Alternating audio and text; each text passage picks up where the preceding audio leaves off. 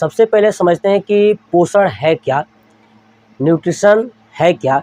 यानी जो भी पदार्थ हम लोग खाते हैं, ठीक है ना, यानी जो भी बड़े से बड़े पदार्थ हम लोग खाते हैं, उस बड़े से बड़े पदार्थों को छोटे छोटे पदार्थों के रूप में तोड़ना ही पोषण कहलाता है, यानी न्यूट्रिशन कहलाता है। यानी मानव शरीर या किसी भी चीज़ के लिए, जीव जंतु के लिए, किसी भी जीव जंतु के लिए या पेड़ पौधे के लिए बड़े से बड़े पदार्थों को छोटे से छोटे पदार्थों में तोड़ना ही पोषण कहलाता है, ठीक है ना। बड़े से बड़े पदार्थों को छोटे से छोटे पदार्थों में तोड़ना ही पोषण कहलाता है। क्लियर। चलिए, पोषण जो है कि दो प्रकार की होती हैं, है ना। पोषण जो है कि दो प्रकार की होती हैं। एक होता है जिसको बोलते हैं ऑटोट्रॉफिक, एक को बोलते हैं हेट्रोट्रॉफिक। यानी ऑटोट्रॉफिक का मतलब होता है स्वपोषी और हेट्रोट्रॉफिक का मतलब होता है विषमपोषी, है ना। मैंने बोर्ड पे भी नोट कर दिया है, आप लोग देख सकते हैं, ठीक है। मैं बता दूं कि जो न्यूट्रिशन हम लोग पढ़ने वाले हैं, एक पढ़ने वाले प्लांट न्यूट्रिशन यानी पादप में, मतलब पेड़ पौधों के अंदर पोषण कैसे होता है उसके बारे में पढ़ेंगे। दूसरा पढ़ने वाले हैं कि ह्यूमन न्यूट्रिशन यानी मानव के अंदर पोषण कैसे होता है। मैं मानव के अंदर भी पढ़ाऊंगा, आप वीडियो के साथ बने रहिएगा और पूरा वीडियो देखिएगा, ठीक है ना। तो अभी हम लोग इस वीडियो में पढ़ने वाले हैं सिर्फ यानी प्लांट न्यूट्रिशन के बारे में, यानी पादप के अंदर, पेड़ पौधों के अंदर जो है कि भोजन का निर्माण कैसे होता है और उनके अंदर भोजन का पाचन कैसे होता है, इन सभी पे डिटेल्स हम इस पार्ट में बताने वाला हूँ। नेक्स्ट पार्ट में मानव में पढ़ने वाले हैं, यानी मानव के अंदर पोषण जो है कि कहाँ से स्टार्ट होता है, कैसे कैसे भोजन प्रक्रियाएं करती है, कहाँ कहाँ तक जाती है। तो चलिए अब आते हैं कि जो प्लांट न्यूट्रिशन है, ठीक है, ये भी दो प्रकार की होती हैं। देखिए, एक होता है ऑटोट्रॉफिक, एक होता है हेट्रोट्रॉफिक, यानी स्वपोषी और विषमपोषी। अब समझते हैं कि ऑटोट्रॉफिक क्या होता है और विषमट्रॉफिक क्या होता है, यानी हेट्रोट्रॉफिक क्या होता है। क्लियर ना। चलिए, ऐसे प्लांट, ठीक है ना, ऐसे प्लांट जो अपना भोजन स्वयं बनाते हैं उसे हम ऑटोट्रॉफिक प्लांट कहते हैं, यानी स्वपोषी पादप कहते हैं। ऐसे प्लांट जो अपना भोजन स्वयं बनाते हैं उसे हम ऑटोट्रॉफिक प्लांट कहते हैं, यानी स्वपोषी प्लांट कहते हैं। देखिए, कौन कौन से ऐसे प्लांट होते हैं जो अपना भोजन बनाते हैं। तो मैं आपको एक बात बता दूं, जितने भी ग्रीन प्लांट हैं, यानी हरे, जिसकी पत्तियां, लीफ हरी हरी होती हैं, वो सभी अपना भोजन स्वयं बनाते हैं। ऑल ग्रीन प्लांट्स किस में आ जाते हैं, तो ऑटोट्रॉफिक में। किस में आ जाते हैं, ऑटोट्रॉफिक में। क्लियर ना। दूसरा आते हैं हेट्रोट्रॉफिक, यानी विषमपोषी, यानी ऐसे प्लांट, ऐसे पौधे जो अपना भोजन स्वयं नहीं बनाते हैं, किसी अन्य पौधे पर निर्भर करते हैं या अन्य जीव जंतुओं पर निर्भर करते हैं, वो कहलाते हैं हेट्रोट्रॉफिक, है ना। यानी ऐसे पेड़ पौधे जो अपना भोजन स्वयं नहीं बनाते हैं, दूसरे पेड़ पौधे या जीव जंतुओं पर निर्भर होते हैं, उसे हम हेट्रोट्रॉफिक कहते हैं, यानी विषमपोषी कहते हैं। विषमपोषी भी दो तरह से होता है, एक सिम्बायोटिक रिलेशन होता है और एक होता है इंसेक्टिवोरियस, यानी सिम्बायोटिक रिलेशन यानी सहजीवन संबंध। इसमें दो पेड़ एक साथ रहेंगे, एक पेड़ खाना बनाएगा, एक पेड़ उसको पानी देगा, यानी ये दो पेड़ एक दूसरे के साथ रहते हैं, उसे बोलते हैं सहजीवन संबंध, यानी सिम्बायोटिक रिलेशन। इंसेक्टिवोरियस क्या होते हैं, ऐसे प्लांट जो कीड़े मकोड़े को अपना भोजन बनाते हैं, उसे हम इंसेक्टिवोरियस यानी कीटनाशक पादप बोलते हैं, ठीक है, कीटनाशक पादप बोलते हैं। तो देखिए, मैंने बोर्ड पे लिखा हुआ है, चलिए मैं आपको थोड़ा सा समझाता हूँ। न्यूट्रिशन क्या होता है कि बड़े से बड़े पदार्थों को छोटे से छोटे पदार्थों में तोड़ देना ही न्यूट्रिशन कहलाता है, यानी पोषण कहलाता है। एक होता है मानव के अंतर्गत पोषण और एक होता है पादप के अंतर्गत पोषण। इस वीडियो में हम लोग पादप के अंतर्गत पढ़ने वाले हैं, नेक्स्ट वीडियो में मानव के अंदर पढ़ेंगे। तो पादप जो होता है, प्लांट के अंदर जो न्यूट्रिशन होता है, वो भी दो प्रकार की होती है, ऑटोट्रॉफिक, हेट्रोट्रॉफिक, यानी स्वपोषी पादप, है ना, और विषमपोषी पादप, ठीक है। ऐसे पादप जो अपना भोजन स्वयं बनाते हैं उसे हम स्वपोषी कहते हैं, इसमें सभी ग्रीन प्लांट आते हैं, ठीक है। दूसरा आता है हेट्रोट्रॉफिक, ऐसे प्लांट जो अपना भोजन स्वयं नहीं बनाते हैं, किसी दूसरे प्लांट या जीव जंतुओं पर निर्भर होते हैं, उसे हम हेट्रोट्रॉफिक प्लांट कहते हैं। इसमें आपका दो हो जाते हैं, यानी मैं बात करूं हेटेरोट्रॉफिक में क्या क्या आएगा, एक तो ह्यूमन्स आएगा और कुछ और प्लांट्स आएंगे, अदर प्लांट्स आएंगे। क्लियर ना। चलिए अब जो ह्यूमन्स है ये हम लोग ह्यूमन्स में पढ़ लेंगे। सम प्लांट्स में बताने वाला हूँ कि देखिए जो सम प्लांट्स है ये कैसे रिएक्ट करते हैं। तो एक होता है सिम्बायोटिक रिलेशन, एक होता है इंसेक्टिवोरियस। यानी ये जो है कि अपना भोजन सिम्बायोटिक रिलेशन पे भी डिपेंड करता है और ये इंसेक्टिवोरियस पे भी डिपेंड करता है। सिम्बायोटिक रिलेशन क्या होता है, जब दो पौधे एक दूसरे का जीविका चलाते हैं, मतलब एक पौधा खाना बनाए तो दूसरा उसे पानी दे, ठीक है, मतलब दूसरा पौधा पानी देता है और एक पौधा खाना बना के उसको देता है,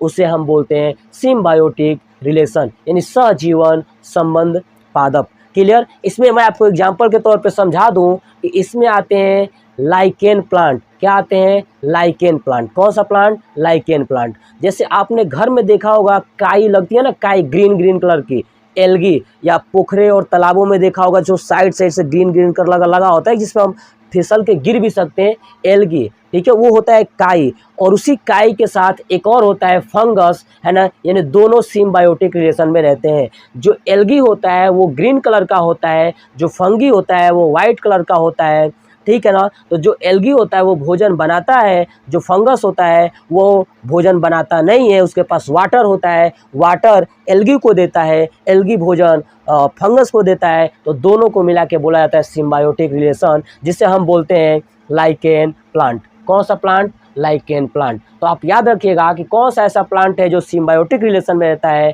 तो लाइकेन प्लांट। दूसरा आते हैं इंसेक्टिवोरियस प्लांट। क्या होते हैं, ऐसे प्लांट जो अपनी जीविका को चलाने के लिए या अपने शरीर के अंदर नाइट्रोजन को कमी को पूरा करने के लिए दूसरे जीव जंतुओं पे यानी कीड़े मकोड़ों को खाते हैं, उसे हम इंसेक्टिवोरियस प्लांट कहते हैं।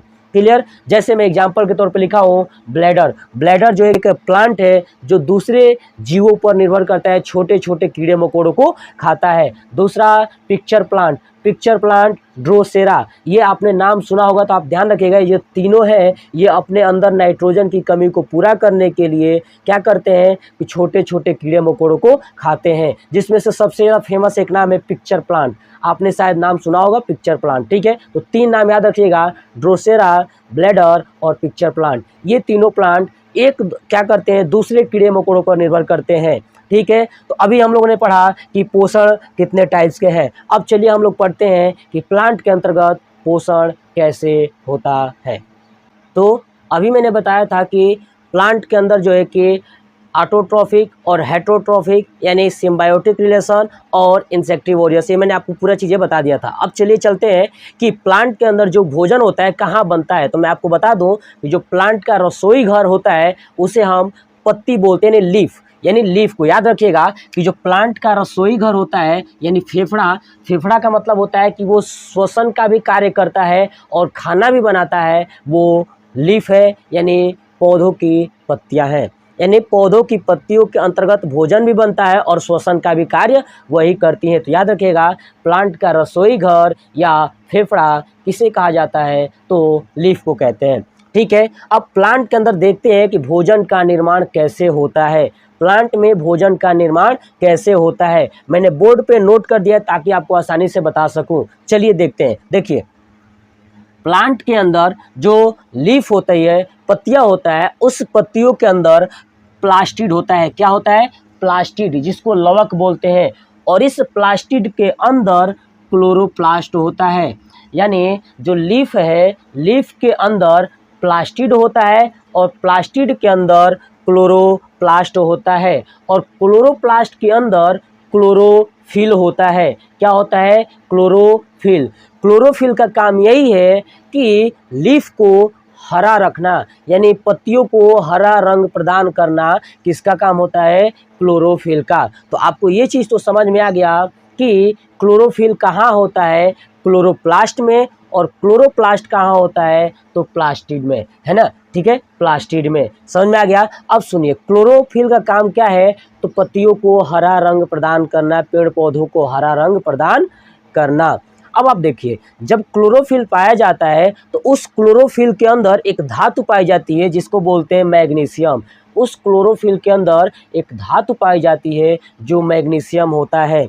मैग्नीशियम का काम ये होता है कि जब आवश्यकता से अधिक सूर्य की किरणें पत्तियों के ऊपर आती है, यानी एक्सेस हीट आता है, आवश्यकता से अधिक ऊष्मा आती है पत्तियों के ऊपर, तो मैग्नीशियम जितनी ज़रूरत होता है हीट को वो ले लेता है, बाकी एक्सेस हीट को बाहर निकाल देता है। वो क्या होता है? मैग्नीशियम। यानी क्लोरोफिल के अंदर जो मैग्नीशियम होता है आवश्यकता से अधिक आने वाले हीट को रिमूव कर देता है, और जितनी हीट चाहिए, जितनी सनलाइट चाहिए, वो लीफ को दे देता है ताकि लीफ अपना खाना बना सके। यही होता है, यही रीज़न है कि कभी कभी आपने देखा क्या होगा, ये रियलिटी है कि ठंडियों के दिनों के जैसे ठंडी का दिन ख़त्म होने वाला होता है, यानी फरवरी में ख़त्म होता है, जैसे ही जो वसंत का ऋतु आता है, स्प्रिंग सीजन आता है, उसमें पत्तियां झड़ने लगती हैं। क्यों झड़ने लगता है? कि जब सूर्य हमसे दूर चला जाता है ना, साउथ की तरफ चला जाता है, तो जब सूर्य साउथ की तरफ चला जाता है तो सूर्य की किरणें मैग्नीशियम के यानी लीफ के ऊपर नहीं पड़ती है, जिसके कारण मैग्नीशियम धीरे धीरे डिस्ट्रॉय हो जाता है, नष्ट हो जाता है। और जब मैग्नीशियम नष्ट हो जाता है, फिर जब अचानक से सूर्य दक्षिण से हम लोग की तरफ आती है, मार्च अप्रैल मई जून ऐसे करते हुए जब आएगा, तो अचानक से मैग्नीशियम डिस्ट्रॉय हो चुका होता है। जैसे ही धूप की किरणें पड़ती है तो मैग्नीशियम एक्टिव होता ही नहीं है, जिसके कारण पत्तियां टूट जाती है, जिसे हम बसंत ऋतु कहते हैं। तो ये तो समझ में आया पत्तियों मैग्नीशियम का काम क्या है, तो आवश्यकता से अधिक आने वाली हीट को रोक देना।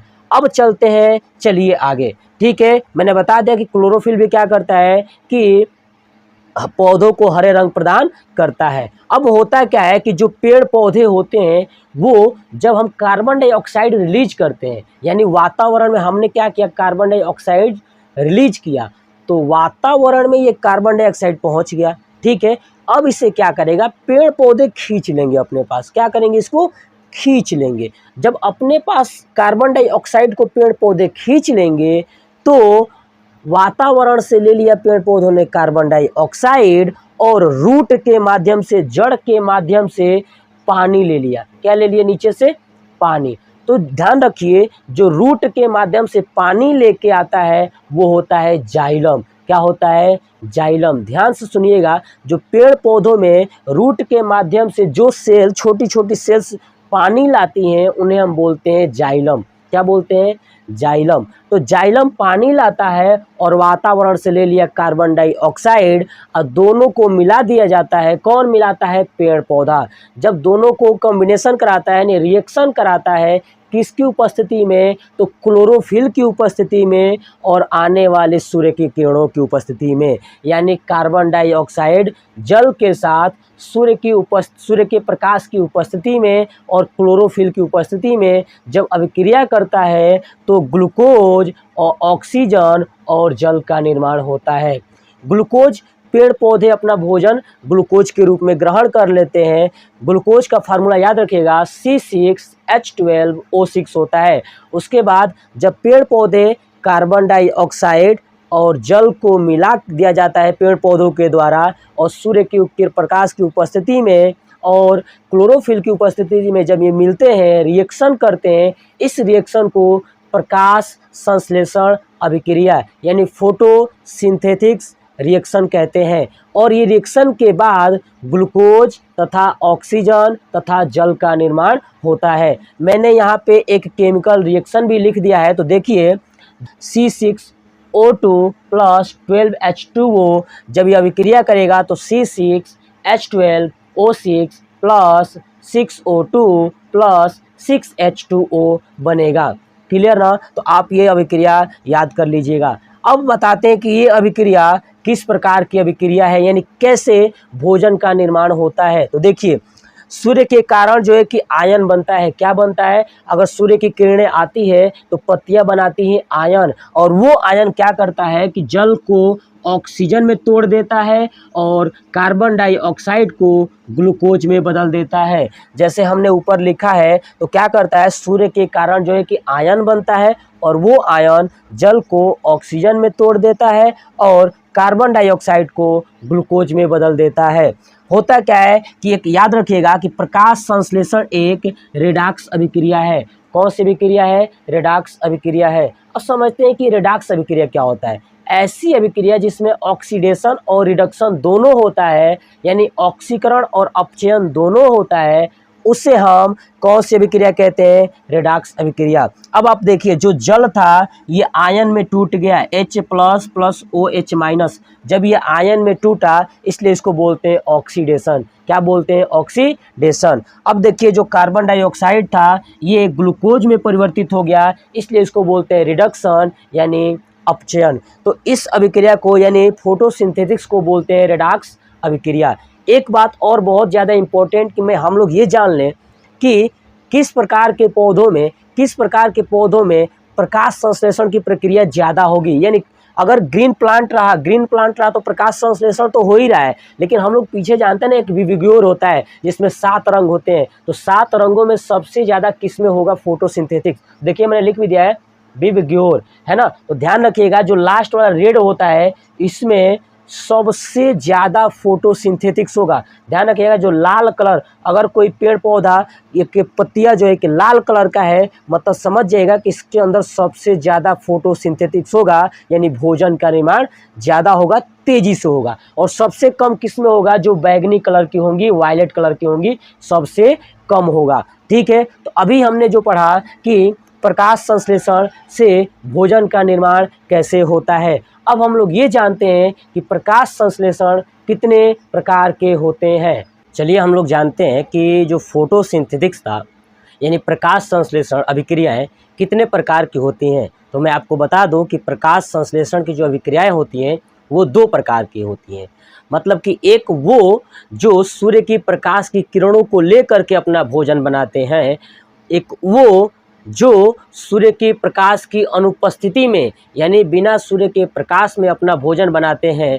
ये 2 प्रकार की अभिक्रियाएं होती हैं। यानी प्रकाश संश्लेषण की जो अभिक्रिया है, पहला जो सूर्य की प्रकाश की किरणों में अपना भोजन बनाते हैं ये वाली अभिक्रिया, ठीक है। और जो सूर्य की किरणों में नहीं बल्कि अनुपस्थिति में अपना भोजन बनाते हैं, ठीक है, वो वाली एक अभिक्रिया। तो जो सूर्य के प्रकाश की किरणों में बनाते हैं उसको बोलते हैं लाइट फोटोसिंथेटिक्स, है ना। यानी सूर्य के प्रकाश में बनाने वाले उसको बोलते हैं लाइट फोटोसिंथेटिक्स, ठीक है। और दूसरे को बोलते हैं डार्क यानी जिसमें सूर्य की प्रकाश की किरणों की ज़रूरत नहीं होती है। मैं आपको बता दूं कि सबसे पहले एक वैज्ञानिक हुआ करते थे जिनका नाम था स्टीफन हिल ने सूर्य की प्रकाश की किरणों में फोटोसिंथेटिक्स का अध्ययन किया था सबसे पहले। तो आप यह भी याद रखिएगा कि प्रकाश संश्लेषण का सबसे पहले अध्ययन किसने किया था? तो स्टीफन हिल। इसलिए जो लाइट वाली फोटोसिंथेटिक्स होती है उसे हम हिल रिएक्शन यानी हिल अभिक्रिया कहते हैं। और जो डार्क वाली अभिक्रिया है इसे ब्लैकमैन नामक वैज्ञानिक ने खोजा था, ठीक है। जो डार्क अभिक्रिया है वो प्लांट के जो क्लोरोफिल होता है पत्तियों के अंदर, उस क्लोरोफिल के अंदर भी स्ट्रोमा वाले पार्ट से फोटोसिंथेटिक्स होता है। तो याद रखिएगा कि जो डार्क फोटोसिंथेटिक्स रिएक्शन होता है वो प्लांट के क्लोरोफिल के अंदर उपस्थित स्ट्रोमा वाले पार्ट से होता है। किस वाले पार्ट से? स्ट्रोमा वाले पार्ट से। यानी मान लीजिए कि लीफ है तो जो बीच वाला पार्ट होता है वो होता है ऐसे बना हुआ वो स्ट्रोमा होता है। तो डार्क फोटोसिंथेटिक्स रिएक्शन स्ट्रोमा वाले पार्ट से होता है, स्ट्रोमा क्लोरोफिल के अंदर होता है। और जो लाइट अभिक्रिया होती है प्लांट के जो लीफ होता है उसके साइड वाला पार्ट जो ये दिख रहा है इसको बोलते हैं ग्राना। क्या बोलते हैं? ग्राना। तो ग्राना वाले पार्ट से होता है, ठीक है। तो ये थी हमारे पास फोटोसिंथेटिक्स की अभिक्रिया। आपसे पूछा जाए कि बताइए फोटोसिंथेटिक्स अभिक्रिया की खोज किसने किया था? स्टीफन हिल ने। ठीक है। अब देखिए ये जो पूरा फोटोसिंथेसिस की जो प्रक्रिया है ना, पूरा फोटोसिंथेसिस की जो प्रक्रिया है वो केल्विन चक्र पर होती है। किस चक्र पर? केल्विन चक्र पर। और केल्विन चक्र 3 प्रकार की होती हैं, मैंने नीचे नोट कर दिया है। केल्विन चक्र 3 प्रकार की होती है। एक तो होता है C3, C4, C5। C3, C4, C5। जो C3 और C4 होता है वो लाइट फोटोसिंथेसिस में होता है और C5 डार्क फोटोसिंथेसिस में होता है। दूसरी चीज जो डार्क फोटोसिंथेटिक्स होता है, ठीक है, डार्क फोटोसिंथेटिक, उसमें जो ऊर्जा का निर्माण होता है वो होता है एटीपी के रूप में। किसके रूप में? एटीपी के रूप में। एटीपी का मतलब क्या होता है? Adenosine triphosphate. एडिनोसिन ट्राईफॉस्फेट यानी जो डार्क फोटोसिंथेटिक्स रिएक्शन होता है उसके अंदर जो भोजन का निर्माण होता है वो एटीपी के रूप में होता है। लेकिन जो लाइट फोटोसिंथेसिस रिएक्शन होता है उसके अंदर जो भोजन का निर्माण होता है वो आयन के रूप में होता है। किसके रूप में होता है? आयन के रूप में होता है। क्लियर? तो ये था फोटोसिंथेटिक्स। दूसरा चीज, जब सबसे पहले फोटोसिंथेसिस के अभिक्रिया के बारे में पता लगाया गया, यानी स्टीफन हिल्स ने लगाया, उन्होंने एक एल्गी प्लांट पे लगाया था। किस प्लांट पे? एल्गी प्लांट पे। याद रखिएगा कि एल्गी प्लांट पे सबसे पहले फोटोसिंथेसिस की प्रक्रिया की गई थी और किसने किया था? स्टीफन हिल ने। इसलिए लाइट जो अभिक्रिया है, लाइट फोटोसिंथेटिक्स रिएक्शन, उसे हम हिल अभिक्रिया भी कहते हैं। और जो डार्क फोटोसिंथेटिक्स अभिक्रिया है उसे हम केल्विन चक्र अभिक्रिया भी कहते हैं। क्लियर ना? तो आप, ये था हमारा फोटोसिंथेटिक्स की प्रकार। तो मैंने आपको प्लांट के अंदर जो पोषण हुआ करता था पूरा मैंने A to Z कंप्लीट कर दिया। ठीक है, अगले पार्ट में हम लोग पढ़ने वाले हैं मानव के अंदर पोषण कैसे होता है। मैं पूरा डीपली बताऊंगा कि मानव के अंदर पोषण का स्टार्ट यानी माउथ से लेकर के ओसियोफेगस यानी फूड पाइप जिसको बोलते हैं, स्टमक, ठीक है, स्मॉल इंटेस्टाइन, लार्ज इंटेस्टाइन और एनस।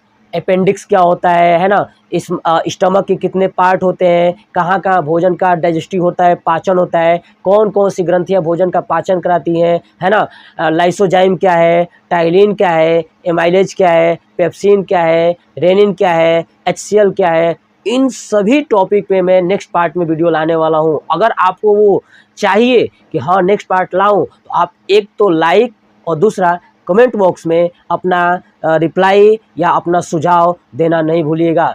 जय हिंद, जय भारत, वंदे मातरम।